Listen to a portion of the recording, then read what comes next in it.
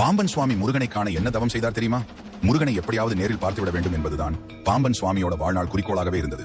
ஒரு மயானத்தில் தன்னுடைய 2 சீடர்கள் கிட்ட ஒரு சதுர குழி ஒன்று வெட்ட சொல்லி தன்னுடைய நோக்கம் நிறைவேறும் வரை சமாதி நிலை தியானத்தில் ஈடுபட போவதாக சொல்கிறார். மயானம் பிரதால இரவு நேரங்களில் ஆவிகளும் பேய்களும் வந்து அவருடைய தியானத்தை கலைக்க முயற்சி பண்ணுகின்றது. சுவாமிகள் உடனே யோக தண்டத்தை தூக்கி வீச அந்த பேய்கள் எல்லாம் மறைந்து போகிறது. பின்பு நீண்ட பாம்பு ஒன்று அவர் காலை உரசிட்டு போகுது.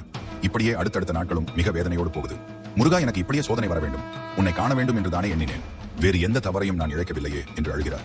7வது நாள் காலை முருகனே பழனி தண்டாயுதபாணியாக காட்சி தந்து குரு உபதேசம் செய்து வைக்கிறார். அவரும் அந்த மந்திரத்தை அப்படியே தொடர்ந்து ஜெபிக்கிறார். நாட்கள் ஓட ஓட உடம்பே கட்டை போல் ஆகிவிடுது சுவாமிகளுக்கு. ஒரு நாள் காலை ஒரு அசரீரி சுவாமிகள் உடனே யார் நீங்கள் என்று கேட்கிறார்.